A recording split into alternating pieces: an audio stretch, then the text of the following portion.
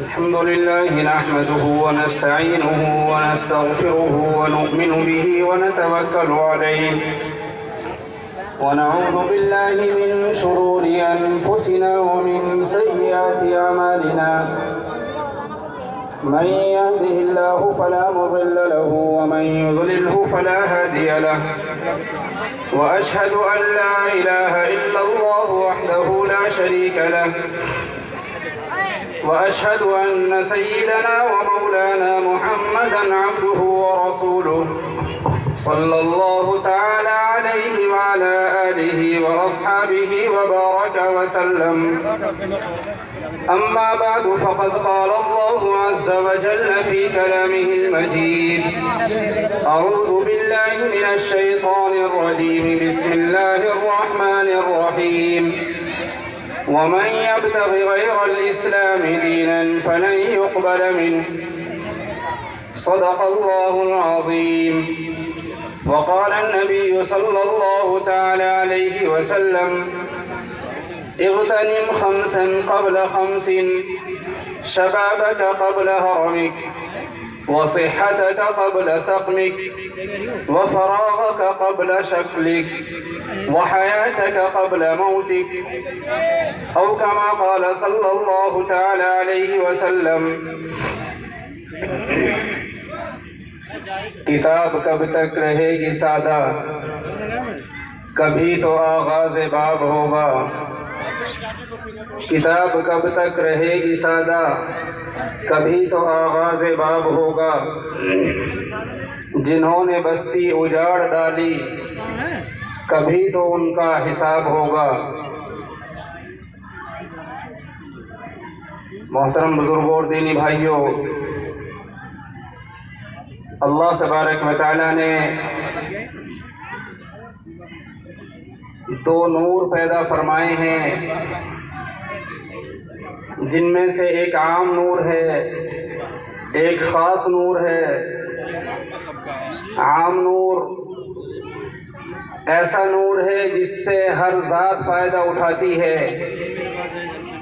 ہر جاندار چیز فائدہ اٹھاتی ہے، ہر غیر جاندار چیز فائدہ اٹھاتی ہے.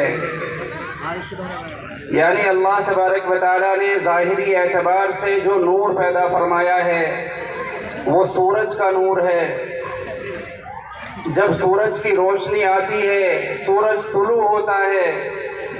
تو اس سے ہر ذات فائدہ اٹھاتی ہے. انسان بھی فائدہ اٹھاتے ہیں، غیر انسان حیوانات بھی فائدہ اٹھاتے ہیں. حیوانات سے الگ ہٹ کر نباتات، جمادات، ساری کی ساری چیزیں فائدہ اٹھاتی ہیں. ایک خاص نور ہے جو اللہ تبارک و تعالیٰ نے ہر ذات کو الگ دیا ہوا ہے.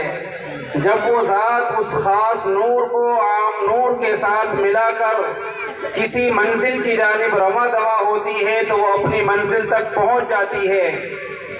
یعنی انسان کو یا انسان کے علاوہ جو دوسرے حیوانات ہیں ان کو اللہ تبارک و تعالیٰ نے ایک خاص نور دیا ہے جو آنکھوں کا نور ہے. جب انسان سورج نکلا ہوا ہوتا ہے اور آنکھیں کھول کر آنکھوں کو اپنی کھول کر وہ کسی منزل پر، کسی راستے پر اگر پہنچنا چاہے تو وہ اپنی اس منزل پر کامیابی کے ساتھ پہنچ جاتا ہے. لیکن اگر اسی عام نور کے ساتھ انسان اپنے خاص نور کو استعمال نہ کرے، یعنی سورج نکلا ہوا ہو، انسان اپنی آنکھیں بند کر لے تو وہ اپنی منزل پر نہیں پہنچ سکتا ہے. اسی طریقے سے اگر عام نور ختم ہو جائے، انسان یا انسان کے علاوہ دوسرے جاندار اپنے خاص نور کو استعمال کرنا شروع کریں تو وہ بھی کسی منزل تک نہیں پہنچ سکتے ہیں. مثلا سورج ڈوبا ہوا ہو، رات چھائی ہوئی ہو، کسی طرح کی کوئی روشنی نہ ہو، انسان چاہے کتنی آنکھیں کھولے، کتنی ہی اپنی آنکھوں کو وہ چوڑا لے، کتنی ہی اپنی آنکھوں کو وہ کھول لے، کتنی ہی اپنی آنکھوں کو مسل لے لیکن وہ کسی منزل تک نہیں پہنچ سکتا ہے، اس لیے کہ اس کے لیے ایک عام نور جو سورج کی شکل میں یا روشنی کی شکل میں جو ساری ذاتوں کے لیے، سارے جانداروں کے لیے اللہ تبارک و تعالیٰ نے بنایا تھا، وہ اسے نہیں مل رہا ہے۔ بالکل اسی طریقے سے اللہ تبارک و تعالیٰ نے باطنی طور پر بھی دو نور پیدا فرمائے ہیں، ایک شریعت کا نور ہے، قرآن کا نور ہے، احادیث رسول اللہ کا نور ہے، اور تعلیم کتاب کا نور ہے، حکمت کا نور ہے، اسی طریقے سے تزکیے کا نور ہے، تصوف کا نور ہے۔ یہ ایک عام نور ہے۔ جب انسان اپنے اندر کی صلاحیتوں کو، اپنے اندر کی طاقتوں کو، اپنی ایمانی صلاحیتوں کو، اپنے اندر کی طاقتوں کو اس نور کے مطابق ڈھالتا ہے،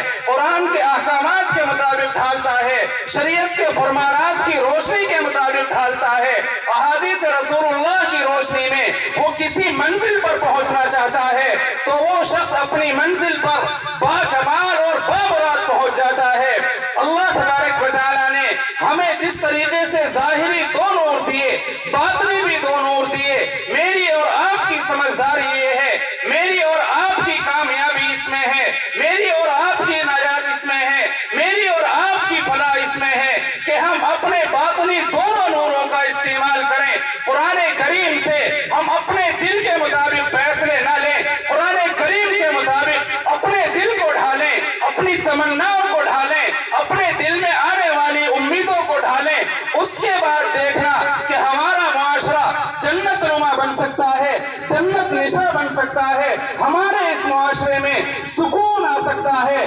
ہمارے اس معاشرے سے فسادات ختم ہو سکتے ہیں، برائیاں ختم ہو سکتی ہیں، بگاڑ سارے کے سارے ختم ہو سکتے ہیں۔ یہ بگاڑ آئے ہی اس لیے ہیں کہ ہم نے باطنی نوروں میں سے جو عام نور ہے اس سے ہم نے رہنمائی حاصل نہیں کی۔ ہم نے اپنے دل کو جیسے چاہا ویسے ہم نے اپنے دل کے مطابق، اپنے دل میں آنے والی باتوں کے مطابق ہم نے اپنے آپ کو ڈھالنا شروع کیا، اسی لیے ہمارے اوپر حالات آئے، ہمارے اوپر مصائب آئے۔ ورنہ آپ دیکھیں اللہ نے جو مجھے اور آپ کو اسلام دیا، وہ اسلام کبھی بھی اجازت نہیں دیتا ہے کہ کسی کے دل کو ٹھیس پہنچائی جائے۔ دوسروں پر زیادتی کرنا الگ بات، دوسروں پر تعدی کرنا الگ بات، اس کو تو اللہ تبارک و تعالیٰ کے نبی جناب محمد رسول اللہ صلی اللہ تعالیٰ علیہ وسلم ارشاد فرماتے ہیں کہ اگر دوسروں پر زیادتی کرنے والا،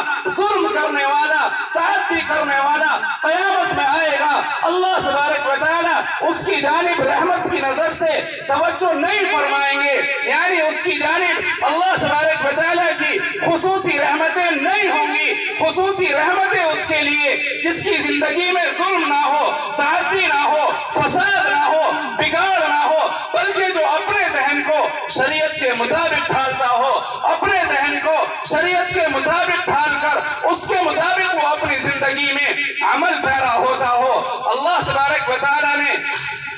جناب رسول اللہ صلی اللہ تعالیٰ علیہ وسلم کے توسط سے مجھ تک اور آپ تک جو دین پہنچایا ہے، جو قرآن پہنچایا ہے، جو شریعت پہنچائی ہے، اس کا سب سے بڑا خاصہ یہ ہے کہ اس شریعت نے انسان کو انسان بنایا ہے، انسان کو اس بات کا سبق دیا ہے کہ وہ صرف انسان کی بنیاد پر مذہب سے اوپر اٹھ کر، مذہب سے بالا تر ہو کر انسانیت کی بھلائی کا کام کرے، انسانیت کی فلاح کا کام کرے۔ انسانیت جس چیز میں کامیاب ہو سکتی ہو وہ اپنے آپ کو اس راستے پر ڈال دے، اپنے آپ کو وہ اس منزل کے حوالے کر دے۔ اللہ کے نبی جناب رسول اللہ صلی اللہ تعالیٰ علیہ وسلم کے زمانے میں ایک ایسا واقعہ رونما ہوتا ہے جسے سن کر میرے اور آپ کے رونگٹے کھڑے ہو سکتے ہیں کہ اسلام ایسا مذہب ہے جو دوسروں کے دلوں کو ٹھیس پہنچانا نہیں جانتا، جس نے یہ سبق ہی نہیں دیا کہ دوسروں کے جذبات سے کھیلا جائے،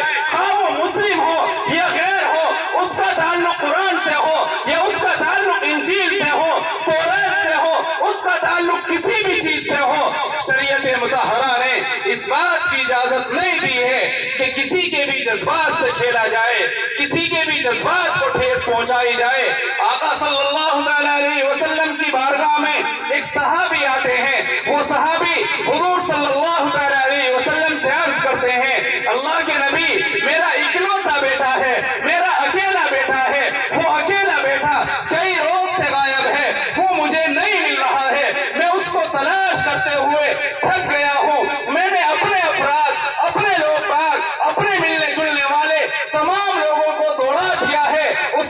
تلاش کرنے میں وہ بچہ کہیں نہیں ملتا ہے۔ حضور صلی اللہ علیہ وسلم اس کو جیسے ہی کوئی بات بتلانے والے تھے، ایک صحابی آتے ہیں، اللہ کے نبی کی بارگاہ میں پہنچتے ہیں، اللہ کے نبی کی بارگاہ میں پہنچ کر اس صحابی کی بات سنتے ہیں اور عرض کرتے ہیں، اللہ کے نبی، اس شخص کا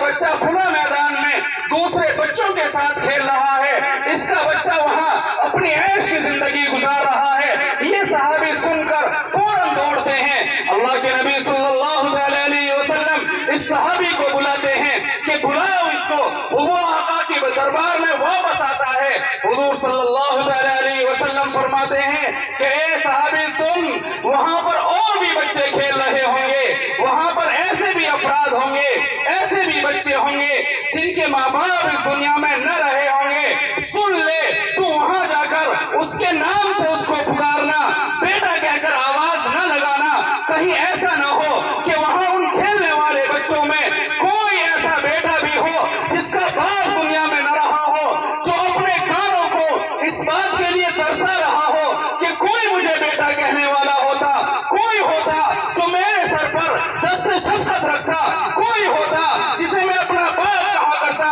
کوئی ہوتا جس کے کندھوں پر میں بیٹھ کر اپنے ناز نخرے اس کو اٹھایا کرتا، اس کو بتایا کرتا اور وہ میرے ناز نخرے برداشت کرتا۔ ایسا ہو سکتا ہے کہ کسی کا باپ وہاں موجود نہ ہو، وہ دنیا سے چلا گیا ہو، اور جیسے ہی تو بیٹا کہہ کر پکارے اس کی نظر بھی تیری طرف اٹھ جائے اور اس کے دل کو ٹھیس پہنچے، کاش آج میرا باپ ہوتا، مجھے بھی بیٹا کہہ کر پکارتا، آج میرا باپ ہوتا، مجھے بھی بیٹا کہہ کر پکارا جاتا، لیکن کیا کروں، آج میرا باپ نہیں ہے، دنیا میں وہ نہیں رہا، وہ مٹی میں چلا گیا، قبر میں چلا گیا، دنیا میں صرف اس کا نام باقی ہے، لہٰذا اس کے دل کو ٹھیس پہنچے گی۔ آقا نے فرمایا، اور سن، وہاں جا کر اس کا نام لینا، بیٹا کہہ کر نہ پکار دینا۔ یہ اسلام جو اللہ نے مجھے اور آپ کو دیا، وہ دوسروں کے جذبات کو ٹھیس پہنچانا دور کی بات، ان سے کھیلنے کی بھی اجازت نہیں دیتا ہے۔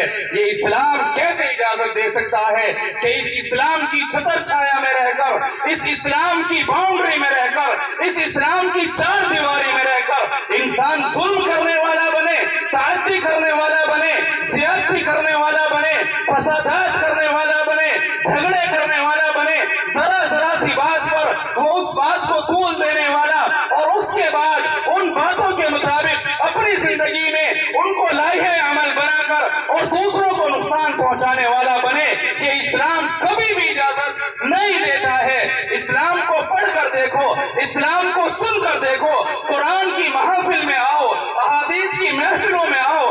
ایسی مجالس میں جہاں قرآن کا درس دیا جاتا ہے، آؤ ایسی مجلسوں میں جہاں احادیث رسول اللہ پڑھ کر سنائی جاتی ہیں، وہاں پتہ چلے گا اسلام کیا ہے۔ صرف کلمہ پڑھ لینا اسلام کا کام کافی نہیں ہو جاتا ہے، صرف کلمہ پڑھ لینے سے اسلام مسلمان صحیح معنی میں مسلمان نہیں ہو جاتا ہے۔ میرے اللہ نے تو فرمایا، یثبت اللہ الذین آمنوا بالقول الثابت فی الحیات الدنیا وفی الآخرہ، کہ اے مسلمانوں سنو، اگر دنیا میں تمہیں موجود رہنا ہے، اگر دنیا میں تمہیں اپنی سلطنتیں واپس لانی ہے، حکومتیں واپس لانی ہے، اپنی طاقتیں تمہیں واپس لانی ہے، تو لا الہ الا اللہ کے تقاضوں کے مطابق عمل کرتے رہنا، اسلام کے تقاضوں پر عمل کرنا۔ اسلام جب جس چیز بات کا حکم دے وہ اپنی زندگی میں لانا، جب جس چیز کے چھوڑنے کا حکم کرے اس سے اپنی زندگی کو پاک صاف کر لینا، یہی مشن ہے، یہی طریقہ ہے، اور یہی وہ کام ہے جس کے لیے آج جگہ جگہ پر ایک ایک محلے میں گاؤں گاؤں مدارس کا جال بچھایا گیا، مکاتب کا جال بچھایا گیا، جن میں سے ایک ہمارا یہ ادارہ بھی ہے، جس ادارے کے پروگرام میں آپ اور میں موجود ہیں۔ یہ ادارہ اس بات کا پیغام دیتا ہے کہ لوگوں میں اسلامی تعلیمات آئیں، لوگوں میں قرآنی تعلیمات آئیں، احادیث رسول اللہ کی روشنی میں لوگ اپنی زندگی کو گزارنے والا بنے، ان کی زندگی میں اللہ کے نبی صلی اللہ تعالی علیہ وسلم کے فرمانات آئیں۔ اسی کو فرمایا اللہ نے، وَمَن يَبْتَغِ غَيْرَ الْإِسْلَامِ دِينًا فَلَن يُقْبَلَ مِنْهُ، کہ اے لوگوں سنو، دین بالکل واضح کر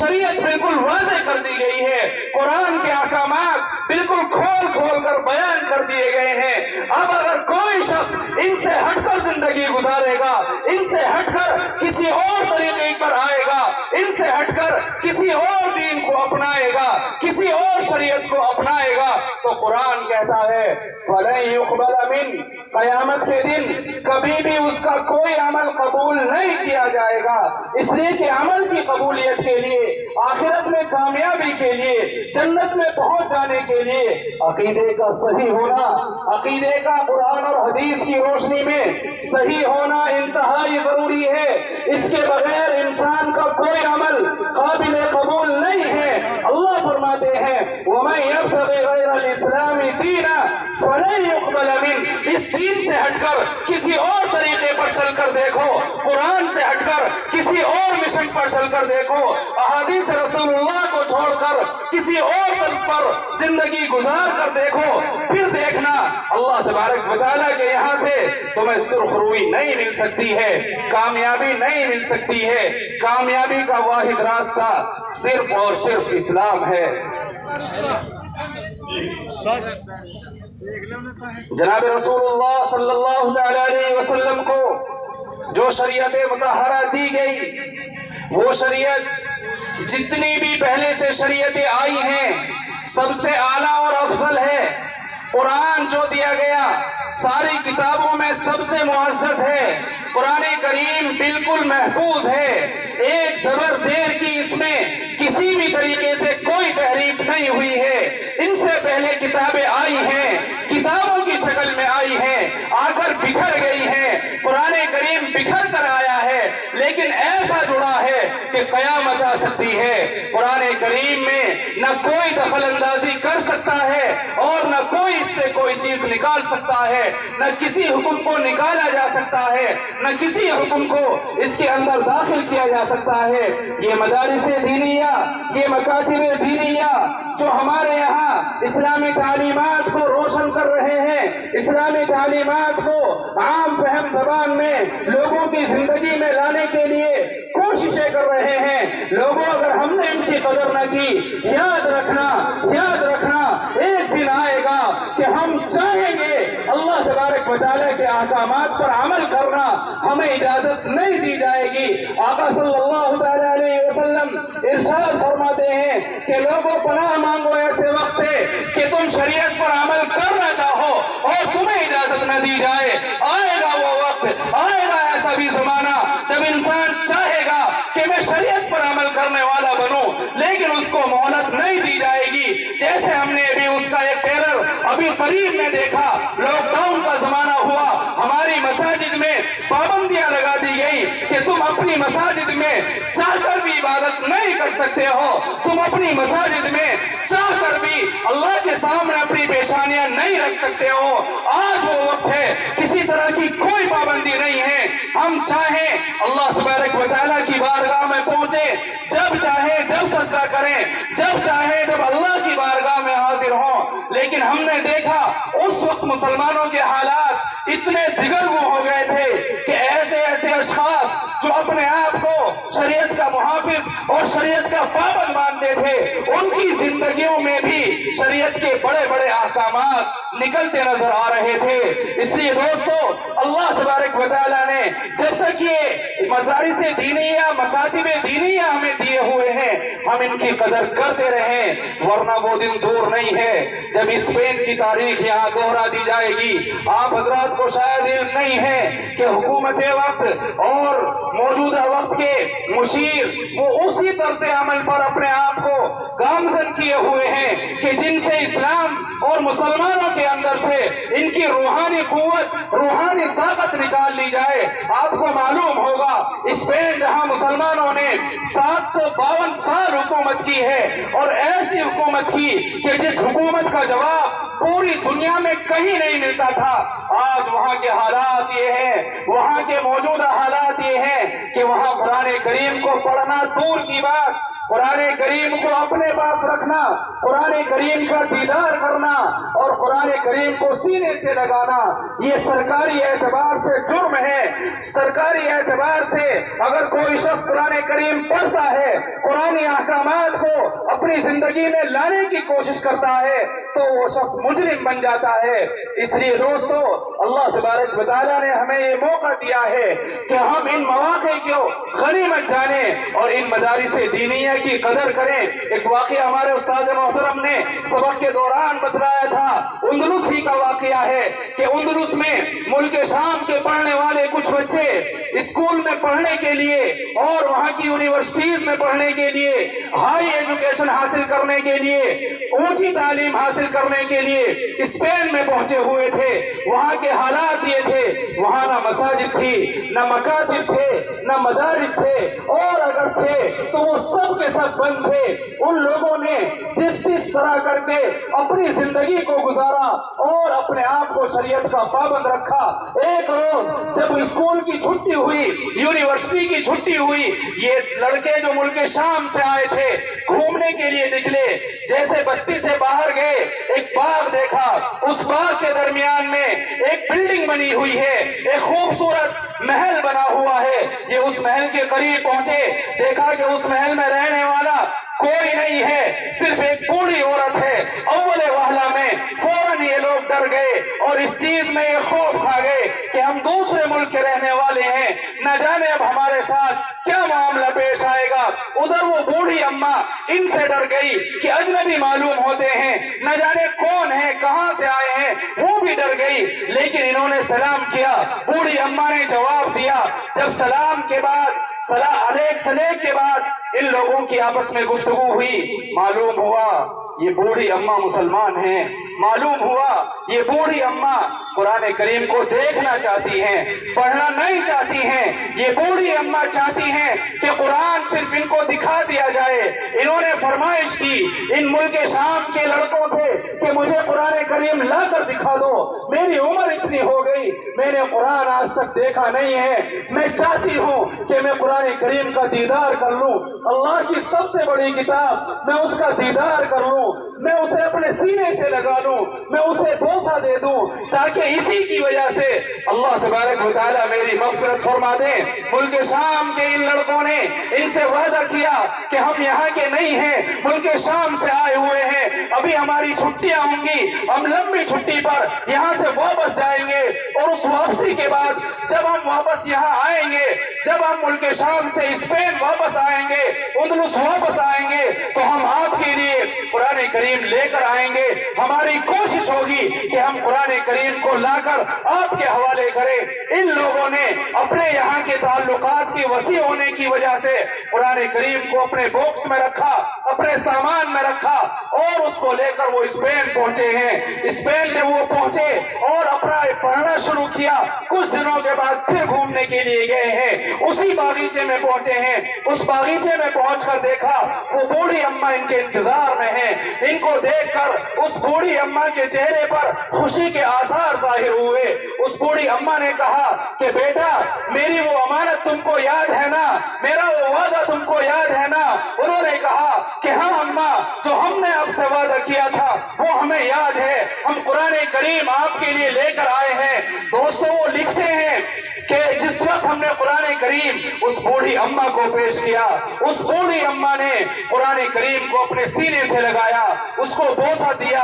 پیشانی پر لگایا، اور اتنی خوش ہوئی کہ گھر کے اندر لے گئی، اس محل کے اندر لے گئی، اور اس میں ہیرے جواہرات کے جو صندوق بھرے ہوئے تھے وہ ان کے حوالے کیے۔ انہوں نے لینے سے انکار کیا، انہوں نے منع کر دیا کہ ہم اس کو نہیں لے سکتے ہیں۔ دوستو، یہ حالات کب آئے؟ جب اسپین والوں نے، اندلس والوں نے وہاں کے مدارس کی، مساجد کی، مکاتب کی، علماء کی، دین کے جاننے والوں کی قدر نہ کی۔ اگر ہم قدر نہیں کریں گے، جس طرف ہمارا معاشرہ چل پڑا ہے، جیسے ہم دیکھ رہے ہیں ہمارے نوجوان، ہمارے بڑے بوڑھے جس راستے پر آج کل چل پڑے ہیں، اگر ہم اسی راستے پر چل پڑے، اسی پر چلتے رہے اور اپنے علماء سے، ان مدارس سے، مکاتب سے ہم نے اب دوریاں بنائے رکھی تو دوستو وہ دن دور نہیں ہے۔ اللہ نہ کرے، 1000 مرتبہ نہ کرے کہ وہ تاریخ یہاں بھی دوہرا دی جائے۔ اس لیے اگر ہم چاہتے ہیں کہ ہمارے یہاں وہ تاریخ نہ دہرائی جائے، وہ وقت ہمارے یہاں نہ آئے، تو ہم ان مدارس کو اپنے سینوں سے لگائیں، ان مکاتب کی قدر کریں، علماء کی قدر کریں، دین کے جاننے والوں کی قدر کریں اور ان کی رہنمائی میں اپنی زندگیوں کو گزارنے کی کوشش کریں گے وہ انشاءاللہ اللہ تعالی عمل کی توفیق عطا فرمائے۔ وآخر دعوانا الحمدللہ۔